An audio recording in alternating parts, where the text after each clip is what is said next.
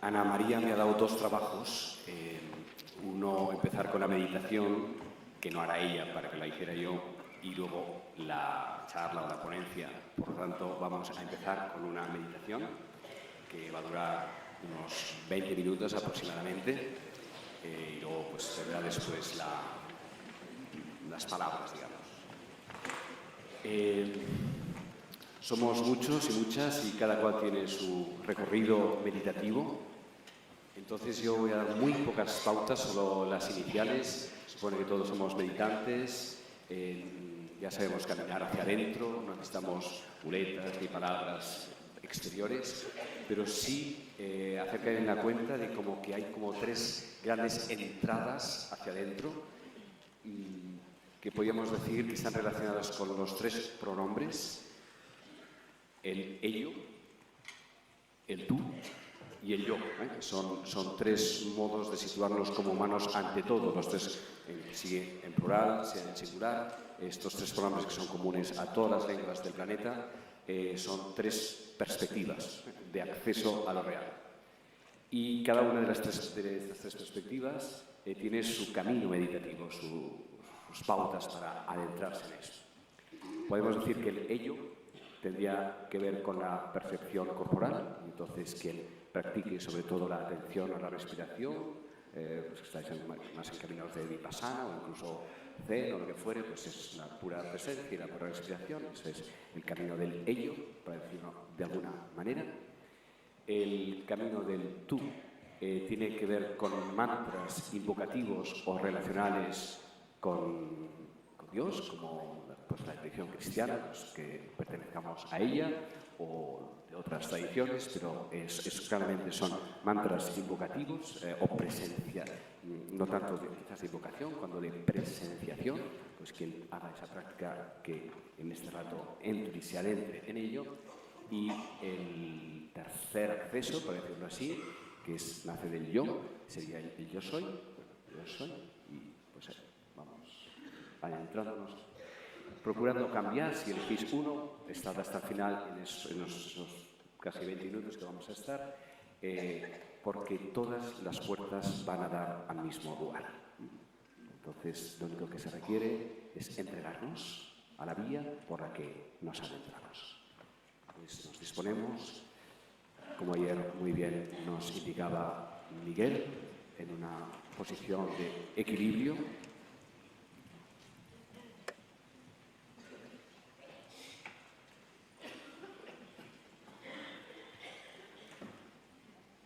Percibiendo la verticalidad de la columna y el asiento, el arraigo en la tierra a través de las plantas de los pies y de esa verticalidad.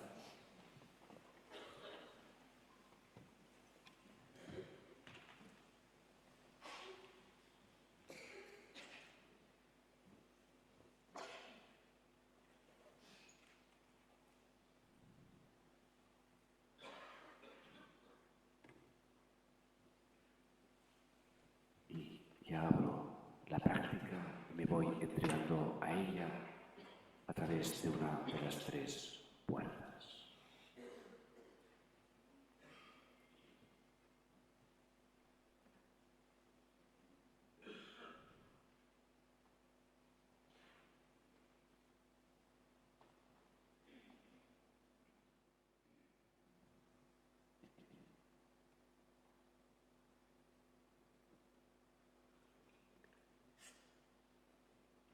Poco a poco podemos ir abriendo los ojos y darnos cuenta de cómo este silenciamiento ha abierto dos espacios simultáneos hacia adentro y hacia afuera.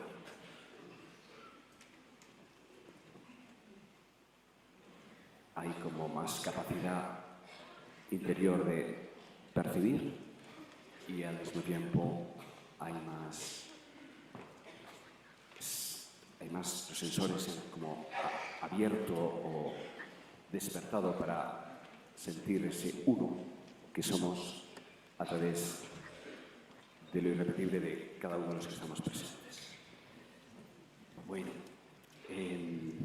estábamos muy bien a oscuras, ¿sí? Pero bueno, no, lo que haga falta, no es que así no los veo, pero no digo nada, ya está bien, como convenga hacerlo.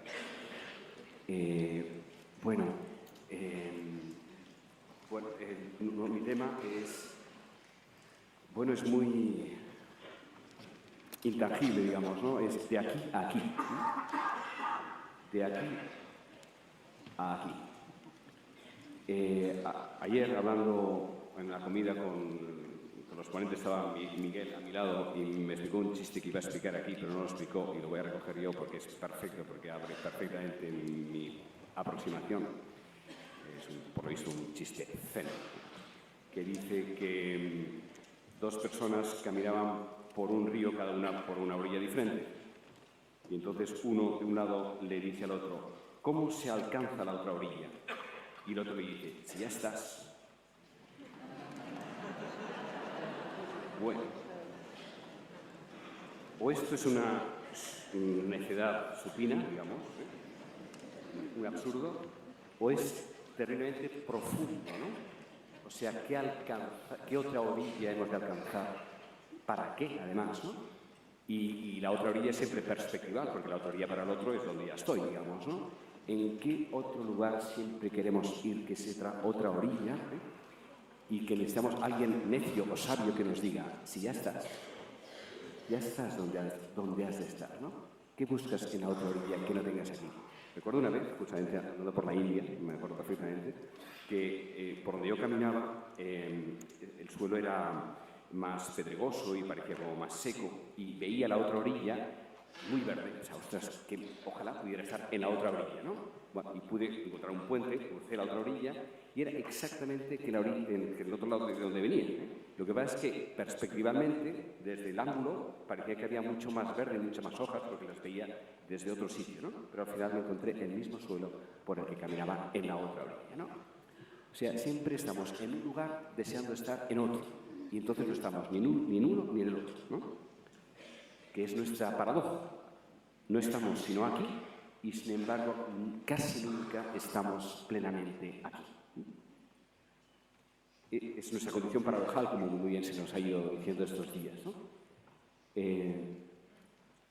Y por lo tanto, en el fondo, todas las vías espirituales nos dicen que toda la práctica, toda la entrega, toda la creencia, todos los ritos, toda la sabiduría no es más que para disponernos a habitar plenamente el aquí y el ahora, que es lo que en cada momento, lo único que existe y el único lugar en el que estamos. En el budismo se dice que hay 80.000 puertas para entrar en el Dharma. 80.000 es un número totalmente simbólico, ¿no? Significa que todas las situaciones en las que vivimos son susceptibles de convertirse en un umbral para alcanzar el Dharma, el Mahayana, es la naturaleza pura, la naturaleza originaria, ¿no? Ese lugar, esa tierra inmaculada en la que quisiéramos estar. 80.000 puertas abren al Dharma. Y en palabras de Jesús de Nazaret, el reino de los cielos ya está entre vosotros. Convertíos, dice él, convertíos, porque el reino de los cielos ya está en y entre vosotros. El término griego es entos, y entos significa simultáneamente dentro y entre, lo cual todavía es más bello, porque no podemos separar lo de adentro con lo inter, digamos, ¿no? En la misma proposición están los dos significados. Y convertirse es girarse, ¿no? Transformar la mente, disponerse para que en eso que ya estamos, viviéndolo en forma exílica, en forma de exilio, entendamos que ya estamos en el reino, que nadie nos ha expulsado del paraíso, sino nosotros mismos. Y que ese paraíso o ese exilio está en el modo de habitar el jardín, ¿no?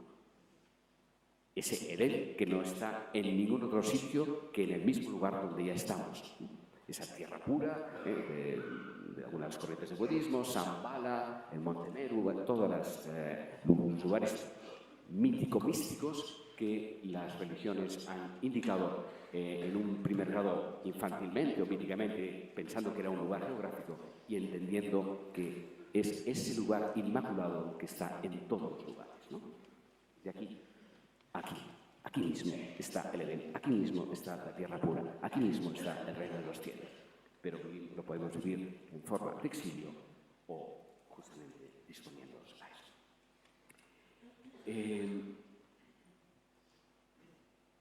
Porque hay algo también, en principio, que lo dicen también todas las tradiciones, y es que todo lo que necesitamos está aquí y todo lo que está aquí lo necesitamos. Porque en cada momento no estamos sino aquí. Y si aplicamos plenamente ese momento, ya se desplegarán los recursos que la misma vida nos da, porque participamos en ella, para que eso se convierta en camino hacia más vida. Ese estado contemplativo que muy bien ayer también se nos dijo, ¿no? Pero alcanzar esa transparencia, bueno, pues ahí es donde todas las prácticas personales, comunitarias, creencias también, ¿no? Son como lazos, ¿no? Impulsos para abrir esa puerta que es invisible y al mismo tiempo es muy claramente experimentable si vivimos en el lado de acá o en el lado de allá. Pero ese acá o allá está siempre en el mismo lugar, ¿no? Hay un texto de Bodhidharma, se considera el fundador, digamos, de la vía Zen indio en la China, que dice algo muy bello como esto. El lugar por donde se camina es el lugar del despertar. El lugar donde estoy tumbado es el lugar del despertar. El lugar donde estoy sentado es el lugar del despertar. El lugar donde estoy de pie es el lugar del despertar. El lugar, levantar o bajar el pie, es el lugar del despertar. Estar aquí o estar allá, estar en una esquina de la sala o en otra, en la primera línea, ¿no? Ese ahora es el lugar del despertar. No hay que ir a ningún otro sitio, en ningún otro momento, que en la profundidad del lugar donde ya estamos.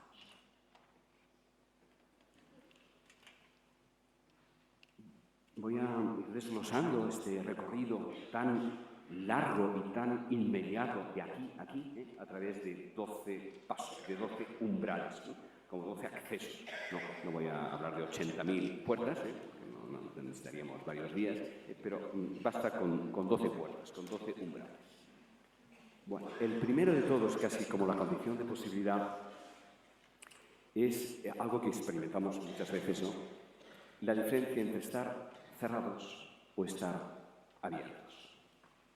Nuestra misma mano, cuando está crispada, está ahí agarrando, nos estamos dañando, nos estamos contrayendo, y si estuviéramos mucho rato las mismas uñas crecerían y nos atravesarían la piel y la sangre, nos desgarrarían las manos por estar así. Y la misma mano sin contener nada, se puede ir abriendo. Y eso mismo, que es una imposibilidad para recibir por querer agarrar, y al agarrar nos desgarramos, se convierte en un cuenco para recibir. Ese gesto de estar así, a poco se descriptando, es un proceso de soltarse, de confiar, un proceso de apertura. A lo largo de los años, en muchas mesas interreligiosas y encuentros que han habido, recuerdo que esto me sucedió en el Parlamento de las Religiones que hubo en el 2004 en Barcelona. Fue el primer encuentro, el evento un poco serio en el que yo participé, y entonces me apuntaba todo a los paneles, ¿no? Y escuchabas a unos y otros. Al final, la música que me quedó de todos los paneles en los que participé y escuché, es que lo que diferenciaba verdaderamente a las personas no era en lo que creían, sino en cómo lo creían. Si estaban aferradas y crispadas en sus credos, defendiendo e intentando de un modo u otro, o hacer proselitismo, o como muy temerosos de ofrecer lo propio, o no, personas sueltas, ¿no? Que compartían su modo de acceder a la vida plena, ¿no? Y entonces narraban pues la tradición que Dios les ayudaba a hacer esa apertura al aquí y a la ahora. Eso es lo que a mí me quedó de la música de ese Parlamento, y desde entonces de todos los encuentros interreligiosos a los que voy.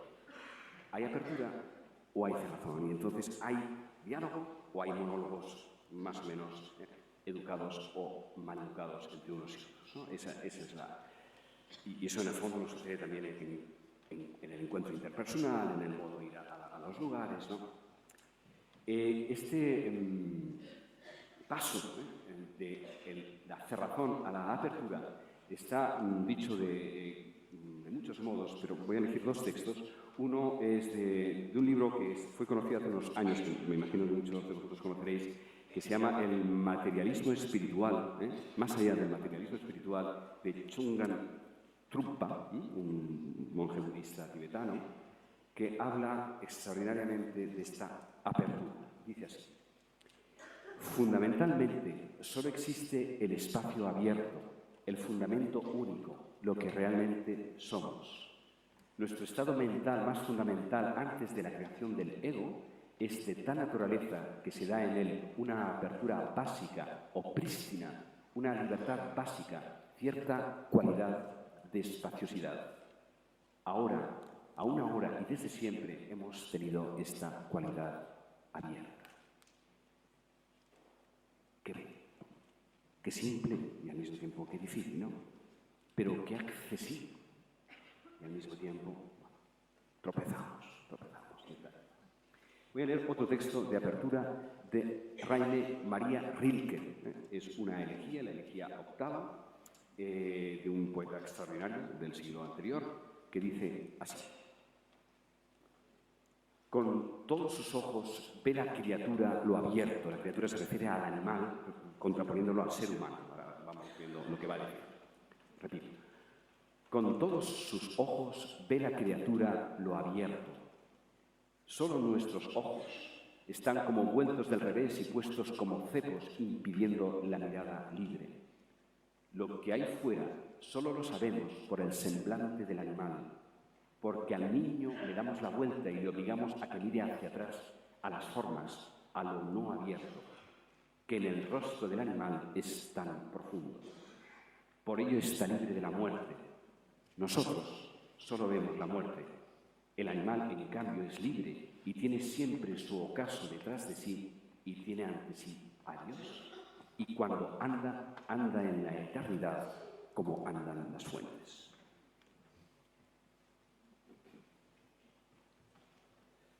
Está hablando de la primera inocencia, de la inocencia animal o de la inocencia de la criatura, de aquí que tan maravillosamente ya nos dijo Ana, ¿no? Con 2 o 3 años quedó deslumbrada por el paso de los rayos por la persiana y esas motas de polvo que no se caían, ¿no? Que se sostenían. O con su madre vieron la bóveda del cielo y se quedaron las dos boca abiertas, ella en la primera inocencia y su madre ya en la segunda. Bueno, esos atisbos de pureza absoluta, de recepción de esa realidad que no está ni fuera ni dentro, pero que lo que nos hace como humanos es el tener conciencia de ello, ¿no? El ser receptáculos de esa experiencia que estamos teniendo. Al niño, dice, le damos la vuelta y le obligamos que mire hacia atrás, hacia las formas, hacia lo no abierto, ¿no? A que lo valore, a que le ponga nombre, entonces ya lo creemos y entonces ya lo coloca por delante y al colocarlo por delante ya no lo ve porque lo que está colocando es una proyección de lo que ya ha vivido y entonces no deja que venga lo nuevo, ¿no? Todas esas idas y venidas tan complejas de nuestra memoria, de nuestra inteligencia, de la condición, ese Homo sapiens que también ayer nos decía. Y prosigue el texto. Nosotros nunca tenemos, ni siquiera un solo día, el espacio puro ante nosotros al que las flores se abren infinitamente. Siempre hay un mundo y nunca ninguna parte sin un no. O sea, siempre ponemos una condición y esa condición que ponemos a las cosas nos priva de esa plena recepción, de esa plena receptividad que las flores en su fragancia despliegan, ¿no?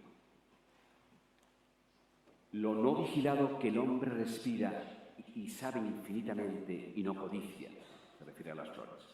En la infancia nos perdemos silenciosamente en ello y quedamos conmovidos hasta que nos despiertan violentamente. Bueno, eso me imagino que es su experiencia, por supuesto, y también mucho de nuestra experiencia.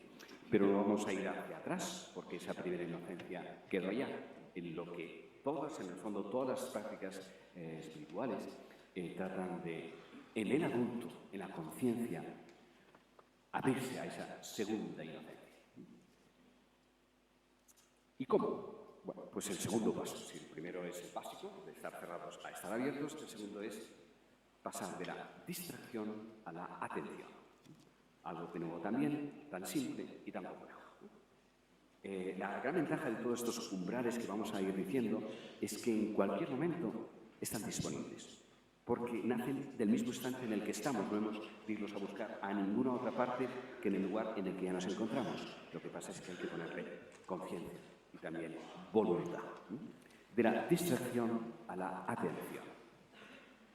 Y voy a leer fragmentos del Sutra de la Atención, un sutra muy antiguo de la tradición del Theravada, un texto que está implícitamente detrás de toda la práctica de mindfulness.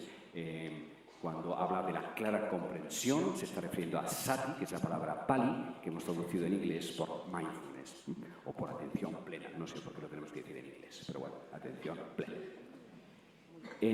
Dice así: cuando un monje camina, sabe, estoy caminando. Cuando permanece de pie, sabe, estoy de pie. Cuando está sentado, sabe, estoy sentado. Cuando se tumba, sabe, estoy tumbado. Y también tiene conciencia de cualquier otra posición del cuerpo.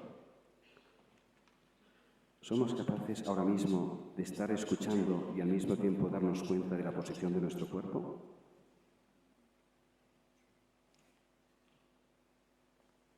Eso es un camino de avance, cuando nuestra atención puede estar abierta y al mismo tiempo atenta a todas las cosas al mismo vez. Sigue. Un monje aplica la clara comprensión, sati, mindfulness, al avanzar y al retroceder, al mirar adelante y al mirar alrededor. Aplica la clara atención. Al extender y encoger sus miembros, aplica la clara comprensión. Al ponerse la ropa y llevar el cuenco de las limosnas, aplica la clara comprensión. Al comer, al beber, al masticar y saborear, aplica la clara comprensión. Al andar, al permanecer de pie, al sentarse, dormirse, despertar, hablar, callar, aplica la clara comprensión. Y así vive contemplando el cuerpo en el cuerpo. ¿Qué ve? Contemplando el cuerpo en el cuerpo. Todo está aquí continuamente, pero nunca acabamos de estar aquí. Y hacemos cosas, pero no sabemos ni desde dónde las hacemos, ni hacia dónde las hacemos. Solo las partes más groseras, digamos, más gruesas de la experiencia es la que captamos, pero perdiéndonos tanta cosa por el camino. Todavía un pasaje más del Sutra de la Atención. Oh monjes, ¿cómo vive un monje contemplando la conciencia en la conciencia? Cuando hay pasión en la conciencia, sabe que hay pasión. Cuando no hay pasión en la conciencia, sabe que no la hay. Cuando hay odio en la conciencia, sabe que hay odio. Y cuando no hay odio en la conciencia, sabe que no lo hay. Cuando hay ignorancia en la conciencia, sabe que hay ignorancia. Y cuando no hay inconsciencia, sabe que no la hay. Cuando la conciencia está disminuida, sabe que está disminuida. Cuando la conciencia está distraída, sabe que está distraída. Cuando la conciencia está desarrollada, sabe que está desarrollada.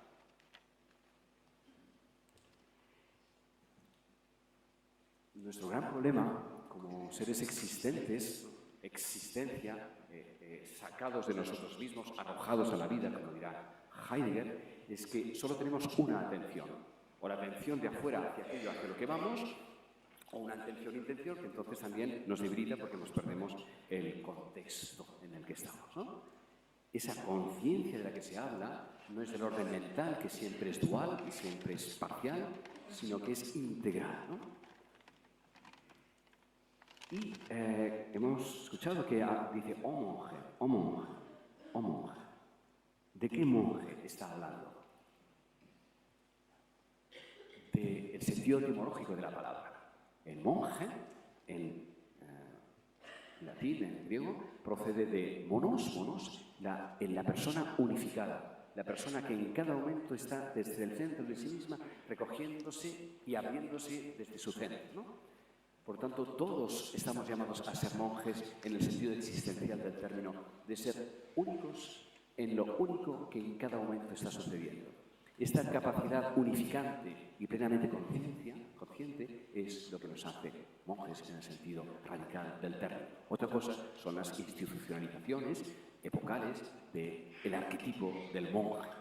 Raymond Paniker tiene un excelente trabajo llamado Bienaventurada Sencillez, donde desarrolla, de hecho son ponencias que luego convierte en libro, hablando del arquetipo del monje, ¿no?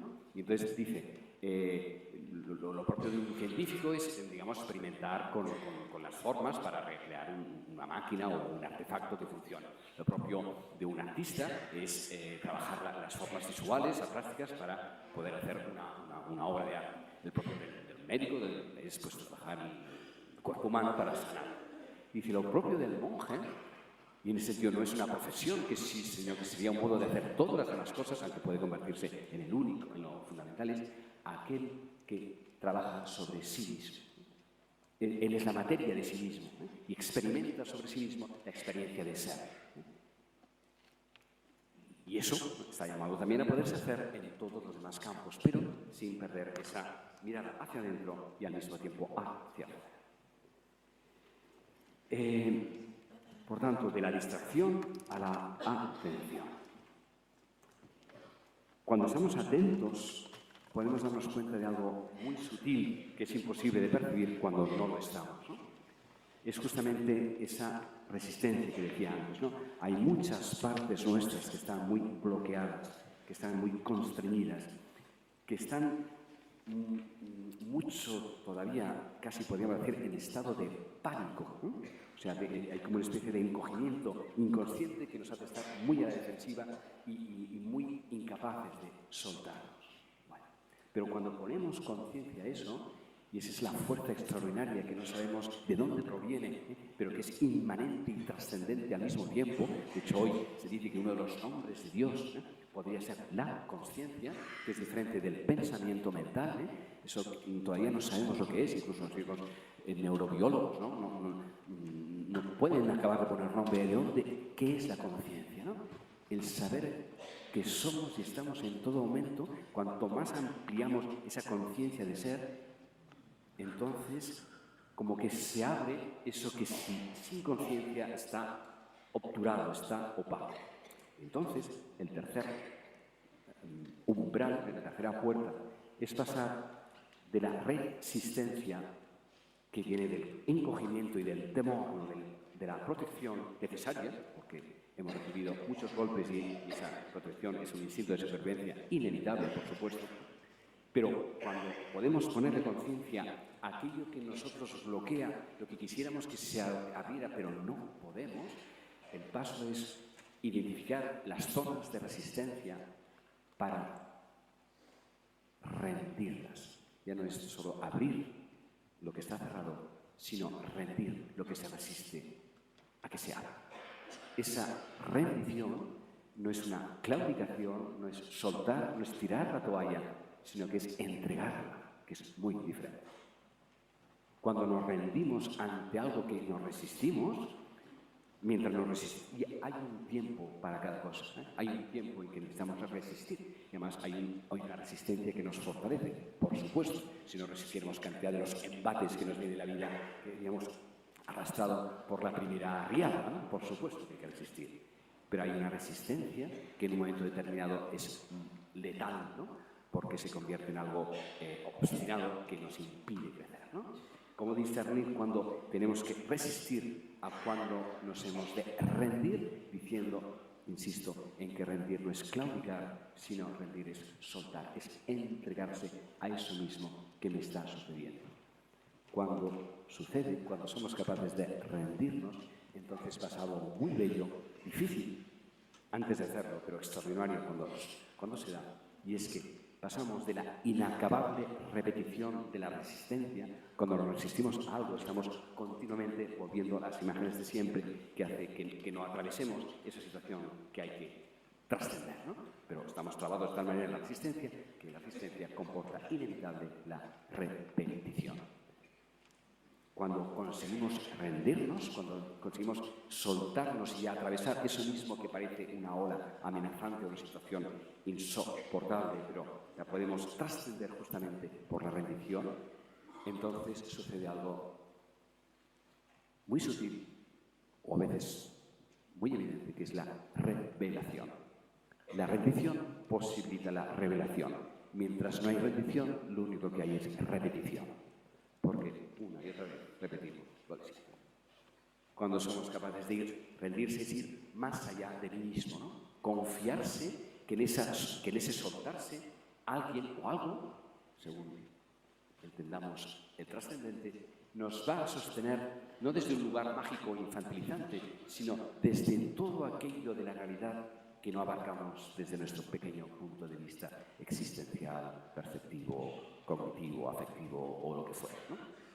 En el fondo, rendirse es consentir a esa inmensidad mayor que no abarco desde mi pequeñez, aunque la recibo desde mi pequeño receptáculo, evidentemente porque es desde ahí donde accedemos a lo real, sino cómo vamos a hacerlo, sino desde nosotros. Pero hay un desde nosotros terriblemente resistente en el sentido de constreñido y defensivo que no deja entrar la vida, ¿no? Que vivimos en un reducto de nosotros mismos, ¿no? Por temores del pasado que hoy, al ponerles nombre, al ponerles conciencia, podemos liberar en la única forma que pueden ser liberados, que es rindiéndose, atravesándolos, diciendo sí. Y en ese sí adulto y consciente puede atravesar aquello que el niño o la niña angustiada y desvalida no tenía otro recurso que el defenderse. Como todo, hay un tiempo para cada cosa y eso no se puede forzar. Esas puertas, esos umbrales se abren en el momento oportuno para cada cual. Si lo forzamos, la misma rendición no se puede forzar. Viene desde un lugar maduro que entonces esa puerta sí se abre. Cuarto umbral, cuarto paso de aquí a aquí. Pues de escoger a acoger. Cuando escogemos, elegimos desde donde sabemos. Y es lógico, hay cantidad de cosas en la vida que las tenemos que escoger. Hasta que poco a poco nos damos cuenta o empezamos a autocuestionarnos desde dónde escogemos las cosas. Las escogemos inevitablemente desde nuestra autorreferencia. Por lo tanto, eso mismo que nos abre para escoger, nos encierra porque elegimos solo desde el pequeño lugar de donde estamos escogiendo. Por tanto, nosotros mismos constreñimos nuestro mundo, pues nuestras elecciones están inevitablemente autocentradas. Cuando en lugar de escoger, nos disponemos a acoger, en esa acogida se da una apertura a eso que está aconteciendo, no solo fuera de mí, sino dentro de mí, porque también acojo lo que en mí suscita esa situación que me está viniendo. No solo es simplemente acogerlo sin más, es acogerlo con plena conciencia. Lo estoy acogiendo desde mi propia profundidad. La acogida es exterior e interior a la vez, y entonces se da un acoplamiento. Y ese acoplamiento nos nutre. En cambio, lo que escogemos nos parcializa, porque hay cantidad de cosas que ni siquiera deseamos mirar y porque nuestros instintos básicos son de ir hacia aquello que nos es placentero y rechazar aquello que nos es molesto o doloroso. Pero ese registro que es natural y biológico, digamos, todos sabemos lo limitado que es, ¿no? Entonces, ir aprendiendo a que ese acoger no es simplemente, bueno, aquí hemos escuchado muchas veces y yo la primera vez que lo escuché me pareció precioso y lo he repetido muchas veces porque me parece de una sabiduría extraordinaria de la abuela de Enrique Martínez Lozano, una mujer sabia y él mismo dice analfabeta de un pueblecillo de Teruel que tenía el don del consejo y la gente iba a aconsejarse por una mujer sabia. Y venían la mayoría de gente con quejas cuando vamos a un sitio es porque tenemos algo que nos va mal y vamos a quejarnos fundamentalmente, ¿no? Entonces esperamos que alguien nos consuele. Y entonces ella decía, cuando venía una situación difícil, ¿no? Conviene, conviene. Y entonces, ¿cómo conviene? No me da recursos, conviene. Y le preguntaban, ¿y cómo usted sabe que conviene? Y dice, pues porque viene. No, de nuevo, o es una solemne necedad, ¿no? O es algo muy profundo, ¿no? O sea, si viene es porque hay una especie, eso nos sobrepasa, ¿no? Pero de conspiración macrocósmica y microcósmica, que sucede, que esto que nos está sucediendo es eso que en ese momento somos capaces de vivir. Y si eso que está llegando hacia nosotros en ese momento, la conjunción de lo exterior en el interior, en eso real que en ese momento está sucediendo, no lo acogemos, ¿qué vamos a vivir? Vamos a ir siempre a otro sitio, ¿no? Y aquello que nos viene se nos pasará y luego nos pasará otra cosa y entonces nunca estaremos en la orilla en la que vamos a estar, ¿no? Porque lo que viene no lo recibimos, ¿no? Eso requiere una gran sabiduría, por supuesto. Pero bueno, ese es el camino, ¿no? La profunda aceptación que tiene que ver con la religión, como lo de antes, pero ahora en forma positiva, ¿no? Acoger. Y acoger es la capacidad de abrazar, y al abrazar, de alguna manera, hay como una transformación de lo exterior en el interior que hace que me hace capaz de mayor realidad, ¿no? Y en esa respuesta a pensar lo que no podría soportar, en esa apertura, se da justamente la dilatación de esa espaciosidad que hace posible la aceptación de eso que en cualquier caso ya está sucediendo. Porque el tema no es si sucede o no sucede, está sucediendo. Pero me resisto o la acojo. ¿Escojo acoger o escojo no acoger? ¿No? Mientras escojo no acoger, no lo estoy viviendo. Y mientras no estoy viviendo eso, tampoco estoy viviendo ninguna de las otras cosas, porque eso está ahí para que lo viva, para que atravesándolo crezca, ¿no? Para que pase ese umbral de aquí a aquí. El quinto umbral es de saber a no saber. De nuevo, de saber a no saber. Parece que es obvio que hemos de saber, y cuanto más sepamos, ¿no? Parece que más informados estaremos y más podemos estar preparados para responder a lo que se requiere. ¿Cuánto saber tóxico nos está llegando continuamente por todas partes, con todavía el veneno de pensar que lo estamos sabiendo cuando no hacemos todavía alejarnos de lo que en el fondo no sabemos nada? Todo eso que llamamos información, que además ahora tenemos la sospecha de que puede ser un fake news, ¿no? Pero es que lo que ni siquiera tiene nombre de fake news, tiene mucho de fake, o sea, tiene muchísimo de parcial, ¿no? ¿Desde dónde se está dando esa información? ¿Cómo la estoy recibiendo? ¿Tengo tiempo de asimilarla? Entonces, hay un poema extraordinario de T.S. Eliot, ¿no? Los 4 cuartetos que en un momento determinado dice: hemos perdido nuestro conocimiento en información, hemos perdido nuestra información en sabiduría, y solo queda una profunda oscuridad, amigos de la nada, ¿no? O sea, pensando que acumulando información vamos a tener conocimiento y eso nos va a dar sabiduría. No parece que esa sea la dirección.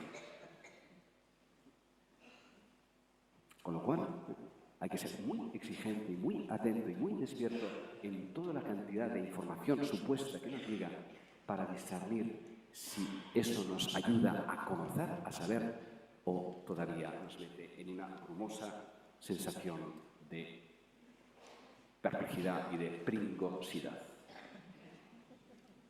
Dice San Juan de la Cruz, no lo citó María, pero podía perfectamente haberlo mencionado, ese proceso de sustracción de San Juan de la Cruz, ¿no? Para venir a lo que no gustas, has de ir por donde no gustas. Para venir a lo que no sabes, has de ir por donde no sabes. Para venir a lo que no posees, has de venir por donde no posees. para venir a lo que no eres, has de ir por donde no eres. Nada, nada, nada, y al final todo. Pero ese todo no es una suma de parcialidades fragmentadas, sino que es un todo cualitativamente diferente de todos los elementos que constituirían lo que llamamos todo. Para eso hay que pasar por la nada. Y la nada significa la suspensión, ¿no?, de todo aquello que imaginamos, pensamos, creemos que sin darnos cuenta toma nuestra forma, y nuestra forma cognitiva es una continua proyección sobre la realidad, y por lo tanto lo que hacemos es ver sombras que nos rebotan, ¿no? No vemos solo lo que arrojamos fuera, ¿no? Y ahí es lo que estamos viendo, lo que pensamos que es lo que estamos mirando, ¿no? Habría que pasar las 2 horas de la película que mostró ayer Burión, ¿no? Y después de todos los fotogramas, después de 2 horas seguidas de fotogramas, no hay ningún relato, no hay ninguna confusión de personajes, solo hay una pantalla blanca donde continuamente estamos proyectando lo que creemos que está fuera y no hace más que salir de nosotros hacia afuera y devolviéndonos sin darnos cuenta de ese terrible juego de espejos que nos hace pensar que sabemos, cuando lo único que hacemos es repetir lo que no sabemos. Y entonces, pero esto es muy concreto, aunque pueda parecer muy abstracto, en una conversación cuando vamos ante nuestra pareja, o nuestros hijos, o el jefe, o la secretaria, en fin, todas las relaciones jerárquicas hacia arriba o hacia abajo, o horizontales, ¿no? La mayoría del tiempo vamos sabiendo lo que va a pasar, digamos, ¿no? Vamos sabiendo lo que vamos a decir, vamos a saber lo que nos van a contestar, y ya está. O sea, y es que ni siquiera ¿para qué vamos a ir si ya está todo sabido antes de que vayamos, ¿no? Bueno, pasa algo, ¿no? Podemos ir de tal modo a cada encuentro, ¿no?, en estado virgen, ¿no?, en estado de no saber, de nuevo, no en forma de necedad, sino en forma de profunda receptividad a lo que en aquel momento pueda acontecer en esa conversación que cuando se da, ¿no?, puede convertirse, cuando se da verdaderamente desde el no saber, no desde lo que ya pienso que va a suceder, desde el no saber, entonces puede producirse la revelación. Una conversación, todas las conversaciones de nuestra vida podrían ser revelaciones o necedades de cosas repetidas de las que todos estamos cansados, ¿no? El que sea una revelación o que sea de nuevo una repetición depende de nuestro estado de apertura, de este no saber atento, lúcido, disponible, humilde, receptivo, que con los ojos de niño o niña es capaz de acoger lo que en aquel momento está sucediendo y que en el modo también en el que podemos tener de vivir ese diálogo, cualquiera que sea, la otra persona, si nos ve no rebotando a lo que le estamos diciendo o lo que nos está diciendo, sino acogiendo, de pronto ella misma también irá soltando y también se irá haciendo inocente, también irá descubriendo, eso no pasará el primer día, evidentemente, ¿no? Pero bueno, en la medida en que eso se va dando, entonces se va produciendo, bueno, a veces sí que se da sorprendentemente en un instante, ¿no? Cuando los dos estamos a la defensiva y de pronto los dos nos rendimos y entonces sucede lo que no sabíamos que podía suceder y sin embargo puede suceder. Pero para eso hemos de creer de verdad que no sabemos cómo la otra persona nos va a recibir. De ahí nos llegan 2 puertas más, que todas son parecidas, ¿eh? Todas siempre son pasos de aquí a aquí, con diferentes sonoridades, pero una respecto de las personas, que sería pasar de juzgar a bendecir, y la otra que es respecto de las cosas, que es pasar de exigir a agradecer. Podemos decir que una es el campo de las relaciones de las cosas y la otra es el campo de nuestra relación con las cosas. ¿Qué significa pasar de juzgar a bendecir? Cuando juzgamos, se producen 2 escisiones, como mínimo. O sea, con una espada terrible estamos provocando 2 rupturas. Estamos provocando la ruptura de la realidad entre bien y mal según nuestras categorías, ¿no?, bueno y malo, y así quedamos tranquilos, porque entonces podemos separar, pero a costa de fragmentar, o sea, de separar, de escindir, y al mismo tiempo se produce otra ruptura que no es tangencial, sino que sería, digamos, perpendicular, que es entre nosotros y la persona que estamos juzgando, ¿no? Cada juicio nos separa. Aparte de partir a la otra persona en dos, en tres, en cuatro, todas nuestras formas de juzgar a los demás, si las descuartizamos con nuestros juicios, no solo las estamos descuartizando, sino que además nos estamos apartando de ellas, porque nos estamos situando en un lugar de superioridad que hace imposible la relación, ¿no? Cuando en lugar de juzgar bendecimos, la actitud es totalmente diferente. Bendecir, en el sentido etimológico del término, que es decir bien de la otra persona, es como acaban nuestras eucaristías de los que practicamos la tradición cristiana, ¿no? Con la bendición del Padre, del Hijo y del Espíritu. Bendecir, ¿no? Dios, la fuente, dice bien de nosotros. Y al decir bien, y al decirnos bien los unos de los otros, entonces despertamos lo mejor del otro. Cuando veo tu luz, la enciendo. Cuando veo que tienes luz dentro de ti y tú misma de ti misma no la ves, el hecho de verla la está encendiendo y el hecho de apagarla la está apagando. Es muy poderosa nuestra mente, aunque en toda su fragilidad y en su indigencia, porque creamos la realidad en función de aquello que proyectamos, ¿no? Por lo tanto, cuando enciendo tu luz, cuando veo tu luz, la enciendo. Y cuando la apago, cuando no la veo, la estoy apagando. ¿Cómo miran los hombres y las mujeres de Dios, o los hombres y las mujeres realizadas, o iluminadas, el término que le pongamos, ¿no? Viendo ese fondo inaccesible para la mirada ordinaria y para la propia automirada, a la que no somos capaces de llegar, ¿no? Se cuenta de un novicio o novicia que fue a ver a su maestro, estaba angustiado, no podía más, se le hacían muy duras las prácticas y entonces le fue a decir que se marchaba porque no aguantaba más, ¿no? Y entonces el maestro o maestra se lo queda mirando con profunda compasión y respeto y había dado unos higos, ¿sí? Y le dice, toma esta fruta, ¿no? Y dice, ábrela. Y entonces la abre y dice, ¿qué ves? No había gran cosa, había una cosa pachucha que era todo bonito.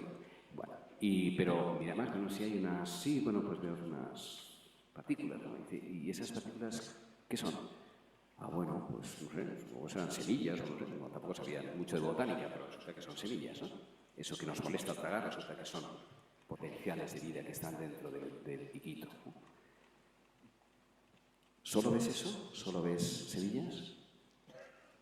Y entonces le dice el maestro, pues yo veo todas las higueras que nacerán de este higo, y todos aquellos y aquellas que se alimentarán de estas higueras, y todos aquellos que nacerán los animales, toda la vida que hay contenida en un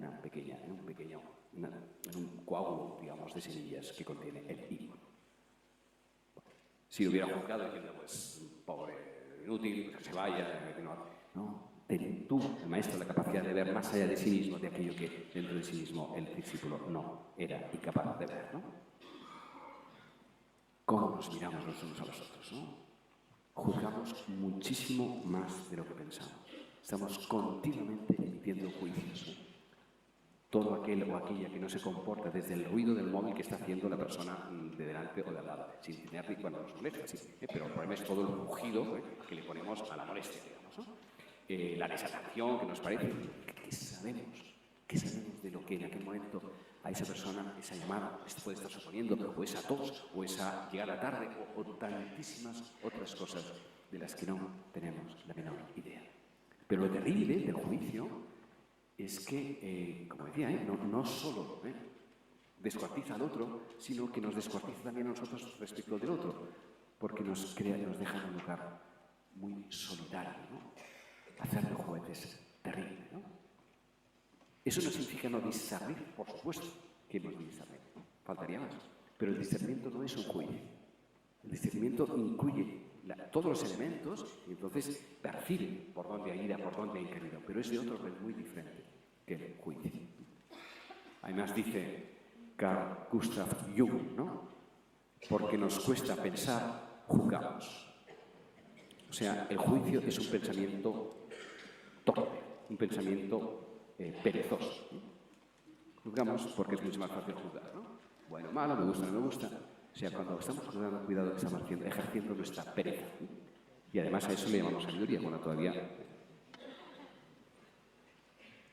Porque no hay rostro en el otro. Cuando hay juicio, no hay rostro. Si la verdad no da vida, no es verdadera. Vida y verdad van juntas. Cualquier verdad que se enarbore sin que dé vida, no es verdad. Entonces, es que es verdad. O ayer se nos decía, es que yo pienso, sí. ¿Está dando esto vida a la otra persona, a tu mirada sobre esa persona, incluso a ti mismo? ¿O nos está confinando en un lugar de prisión, ¿no? Y de cárcel y de juicios continuos, de tribunales que unos a otros continuamente nos estamos haciendo? ¿Qué ve cuando interiormente pasamos del juicio a la bendición? No sé de ti, no sé por qué es así, no sé por qué comportas así, pero te bendigo. O sea, te recibo desde ese lugar último al que yo no tengo acceso, donde tú haces lo que puedes, como yo también hago lo que puedo, ¿no? Y cuando nuestra mirada es de bendición, entonces resulta que podemos más. Cuando nuestra mirada es de juicio, nos disminuye, porque esa mirada agria y oscura todavía nos empequeñece. Bueno, pues lo mismo con las cosas, ¿no? De exigir a agradecer, ¿no? Si tendríamos que caer de rodillas cada vez que abrimos el frigorífico. De verdad lo digo, ¿no? Y es un pecado social el no hacerlo. Deberíamos caer de rodillas cada vez que abrimos nuestros armarios. Y no lo hacemos. Estamos pecando en contra de 9 decenas partes de la humanidad que no tienen nuestros armarios y nuestras neveras llenas como nosotros las tenemos. Lo único que puede justificar nuestra inconsciencia y nuestra desigualdad es al menos ser agradecidos. Y cuando somos agradecidos, lo que nos prendamos, aquello de lo que nos vestimos o aquello de lo que comemos, tiene otro sabor. Y tiene además algo muy curioso. Cuando agradecemos algo, dejamos de poseerlo. Es algo muy mágico que se produce. O sea, mientras no lo agradecemos, damos por supuesto que eso ha de ser nuestro. Cuando de pronto eso que ha llegado, o que ya tenemos, de eso decimos gracias, se produce una inmediata desapropiación. Porque sentimos que eso no es dado por derecho, ¿no? Se nos es dado, ¿no? Y cuando se nos es dado, también mucho más fácilmente lo podemos compartir, ¿no? Mientras que es nuestro, somos común con todos los respetos por los hermanos perros, cuando tienen un hueso entre sus manos, no te acerques, incluso el perro más manso, te acercas y está con un hueso, ahí no entres, ¿no? Bueno, hay perros excepcionales que también aceptan eso, pero en general no se presenta. Bueno, pues somos como perros, con todo respeto por los perros cuando están en esa fase, digamos, de primariedad. Nuestro. Y de pronto, cuando podemos con serenidad observar lo que decimos nuestro y lo que nos está llegando, y todo esto nuestra ansiedad y nuestra compulsión de pensar que necesitamos de eso, en el momento que lo agradecemos, estamos liberándonos de la necesidad compulsiva de adquirirlo o de tenerlo, ¿no? Y esa acción de gracias produce algo muy, muy particular, y es que en el fondo, en lugar de ser objeto-sujeto, esa acción de gracias hace que el objeto, cualquier comida, vestido, coche, acontecimiento, cualquier cosa, al decirle gracias, de pronto estamos dentro de eso, y eso está dentro de nosotros de un modo muy diferente que el acto de devoración. Se produce como una especie de transfiguración de ese objeto o situación a la que estamos dando gracias, ¿no? Y eso nos da libertad, nos hace crecer. Recuerdo que justamente cuando fui a la India, ya 20 años, la primera vez, yo estaba en Manresa, sigo estando ahí todavía, y en aquel momento teníamos una persiana del garaje que cada vez que lo teníamos que levantar te descuajengabas la espalda, porque bueno, había que subir, bueno, y era difícil subir y bajar las persianas como se hacía hasta hace poco, digamos, ¿no? Bueno. Cuando regresé de la India, habían comprado un mando automático y entonces desde lejos, ¡pum!, apretabas y wow, se levantaba, casi sin salir del coche, sin romper de la espalda y tal, ¿no? ni pasar frío cuando hacía frío, ni mojarte cuando llovía, ¿no? Y dice, qué maravilla, o sea, desde lejos. Y entonces pensé en aquel momento, el día que esto no la agradezca, el día que pierda la capacidad de asombra, el día que no dé gracias por el inventor del mando automático, los sombreros que lo han puesto y el superior que se ha tenido el buen detalle de poner el coso habré perdido la libertad, habré perdido la inocencia. Exigiré, empezaré a enfadarme de que mal se ha instalado, que se ha olvidado las pilas, ¿no? Lo mismo que se convertía en gratitud, se convierte en enfado, en exigencia, y es lo mismo, ¿no? Que hace que de un modo se convierta eso en una gratitud que se me dice, pues hoy está, pero un día pues volverá a poderlo estar y no pasa nada, ¿no? Bien que he estado años sin tenerlo y no ha sucedido, ¿no? Lo que nos salva de quedar prisioneros en aquello que tenemos es la gratitud, ¿no? Pasamos de la exigencia a la acción de gracias. Bueno,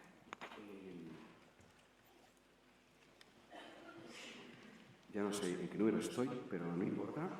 Me quedan dos.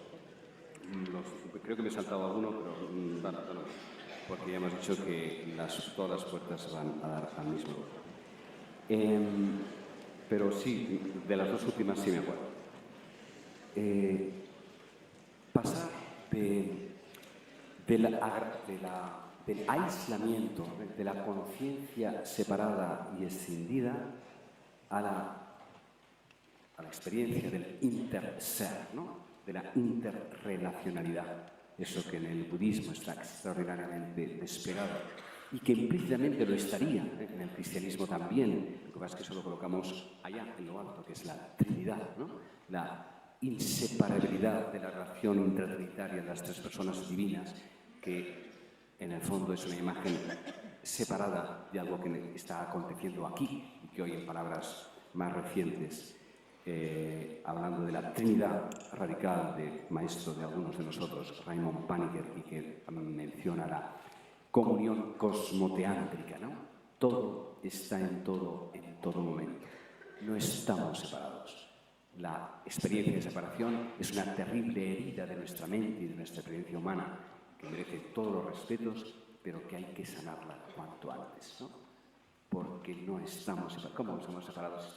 Todo, estamos continuamente, todo está en todo, desde el macrocosmos y el microcosmos, pero también a nivel de nuestra horizontalidad. Y para expresar eso, voy a leer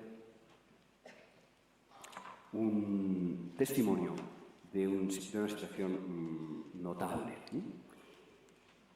En el año 72 hubo aquel accidente de avión de un grupo de rugby uruguayo que se estrelló en los Andes y fueron muy pocos, bueno, quedaron la mitad supervivientes y al cabo de unos días, ante el hambre que tenían, pues tomaron una decisión muy radical, ¿no? Que es alimentarse del cuerpo de sus hermanos, ¿no?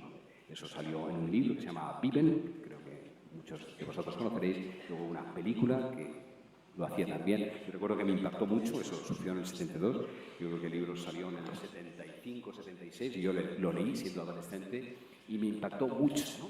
Porque en el mismo lugar donde podría darse la suprema deshumanización, unos comiéndose a otros, podía darse también lo más sublime de algo tan delicado como fue eso, que podría llevar a, como digo, a la deshumanización o a la suprahumanización de aquellos que lo vivieron, ¿no? Y eso no es evidente, porque en cualquier momento podemos resbalar hacia un lado o abrir la puerta hacia el otro. Bueno, pues unos 20 o 30 años después han ido saliendo libros de los supervivientes de entonces que sí participaron en las entrevistas que el periodista que escribió el libro Viven hizo, que es un libro muy bien documentado y que todos los que supervivientes se reconocieron en la publicación del libro y también en la película, no hicieron nada porque es tan delicado que es muy fácil convertirlo en otra cosa.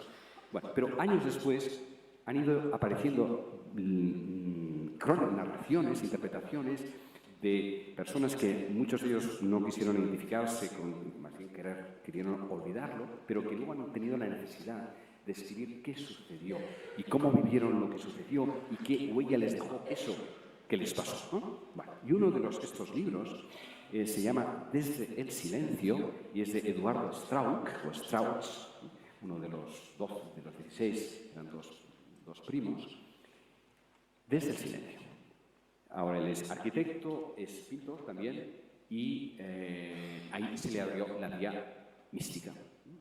Los otros dos relatos que yo he leído, porque hay un cuarto que no conozco, uno es de un médico, Canessa, Roberto Canessa, que hace también una explicación extraordinaria. Él es médico, entonces si sobrevivía a ello, él tiene como un instinto de dar vida a todo lo que parece imposible, ¿no? Y trabaja en los embriones, los fetos que están con dificultad para nacer y tal, que es otro tipo de reacción, ¿no? de la acción, del servicio a los demás, ¿no?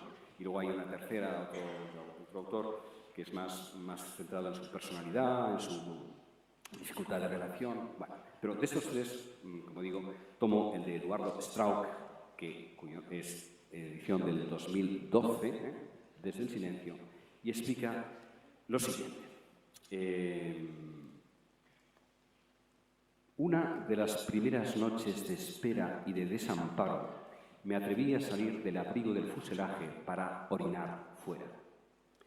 El frío inimaginable era como de 100.000 navajas cortándome la piel.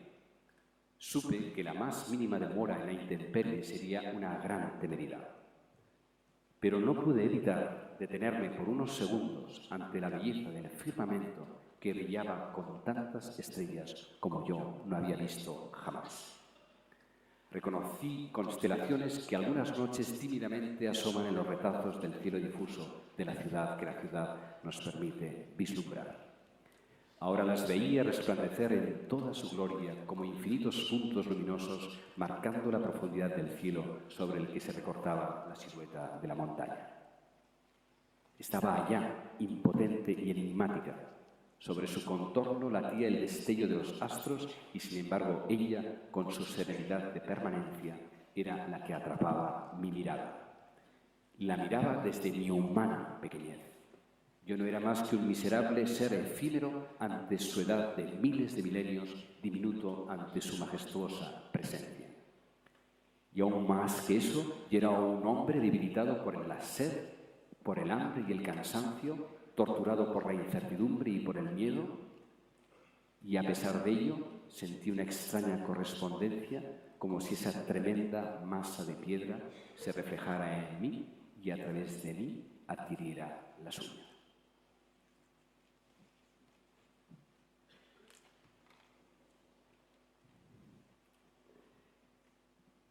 Esto es un don, ¿no? De los 16, bueno, en aquel momento 26 que sobrevivieron.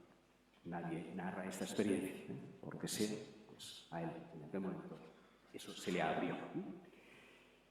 Pero luego sucedió algo terrible, que 16 días más tarde hubo una luz, y la luz se tragó al fuselaje que quedaban, y durante 3 días estuvieron a punto de morir asfixiados los que sobrevivieron, o sea, murieron 8 más dentro, y durante 3 días no podían salir, o sea, con la angustia de que podían morir asfixiados.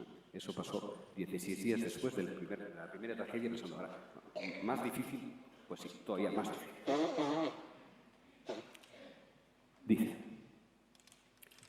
tras 3 días sepultados en una avalancha, finalmente pudimos salir del fuselaje del avión.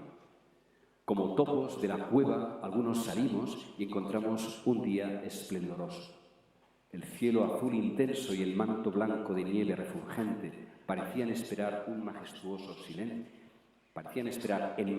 silencio que llegáramos a revolcarnos alegres, celebrando la plenitud y la libertad que nos transmitía este paisaje.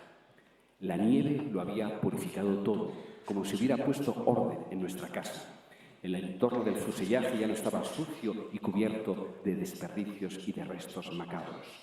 Un suelo blanco e incontaminado se extendía alrededor de nosotros y ni siquiera una huella lo marcaba, como tampoco había ni una mínima nube en esa inmensa bóveda azul que lucía en toda su magnificencia. Aspiré ese aire incontaminado y me sentí unido a la naturaleza con una intensidad desconocida. Siempre me había considerado parte de ella, pero en ese momento experimenté toda su potencia y su infinitud. Mi espíritu se expandía en una realidad sin límites y volvía a mí enriquecido con un conocimiento que no era intelectual. No solo me sentí parte del universo, sino que me parecía poder abarcarlo y vivir su plenitud en cada respiración. Ya no buscaba a Dios como una identidad separada de mí mismo. Dios estaba allí, en mi propio interior, en esa mente infinita que lo contenía todo.